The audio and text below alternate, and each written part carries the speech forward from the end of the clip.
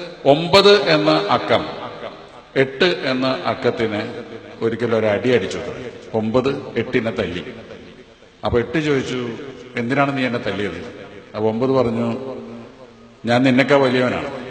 നിന്നെക്കാൾ വലിയവനായ എനിക്ക് എന്നെക്കാൾ താഴെയുള്ള നിന്നെ തല്ലാം. അപ്പൊ 8 7നെയും തല്ലി.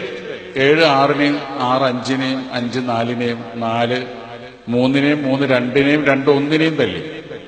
അപ്പൊ 1 നോക്കുമ്പോ താഴെ തല്ലാൻ വിലയുള്ള ഒന്നുമില്ല, 0 മാത്രമേ ഉള്ളൂ. 0ത്തിനാണെങ്കിൽ വിലയില്ല, 0ത്തിന് തല്ലിയിട്ട് കാര്യമില്ല. അപ്പൊ 1 വിചാരിച്ചു, ദുർബലനായ ഈ 0ത്തിനെ എന്നോട് ചേർത്ത് നിർത്തിയേക്കാം എന്ന് വിചാരിച്ചപ്പോ അത് 1ഉം 0 ചേർന്നപ്പോ 10ആയി മാറുകയും അതിന്റെ വില ഏറ്റവും കൂടുതൽ ഉയരുകയും ചെയ്തു.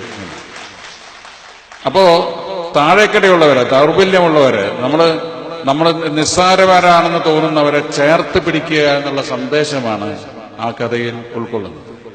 ഇത് തന്നെയാണ് നമ്മൾ സമൂഹത്തിനോട് അനുഷ്ഠിക്കേണ്ട ധർമ്മവും എന്ന് ഞാൻ വിശ്വസിക്കുന്നു. എപ്പോഴും നമ്മൾ എത്ര ഉയർന്ന നിലയിലേക്ക് പോയിക്കൊണ്ടിരിക്കുമ്പോഴും താഴോട്ട് നോക്കുക. നമ്മളെക്കാൾ ചെറിയവരെ, നമ്മളെക്കാൾ താഴ്ന്നവരെ, നമ്മളെക്കാൾ കഷ്ടത അനുഭവിക്കുന്നവരെ നമ്മളോട് ചേർത്ത് നിർത്തുക.